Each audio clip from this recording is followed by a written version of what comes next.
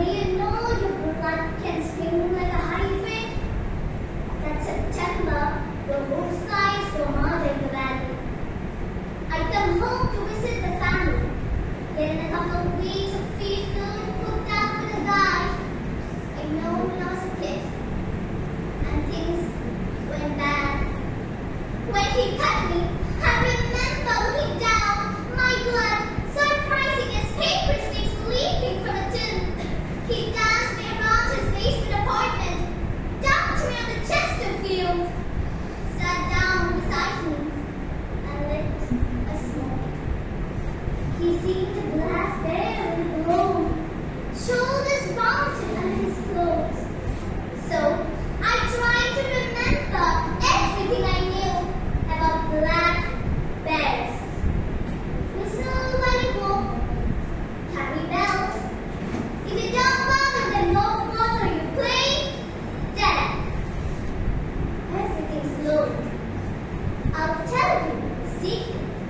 It's hard to kill a girl. You've got to cut your back, you've got to cut your right. And the boy, and then neither. Pain rose along the sides of my body. Like light. I lay very still while the smoke beside me. This boy had counted every summer since we were 12. The lake so quiet you could hear the sound of her own skin, the water and dust, or the sound of a voice breathing. I came to in the trunk of his car, ground looking up against the frame, dust coming in through the cracks. It was dark. I was thirsty. I couldn't move my hands or legs. I think I was tired. The pain was still around. We drove that way for a long time before the Chrysler finally slowed. Then stopped. Ground crunching on the tires. I could smell the lake, a place where, as kids, we'd come to swim and know we'd never be seen. Loaves grew up from the lake bed.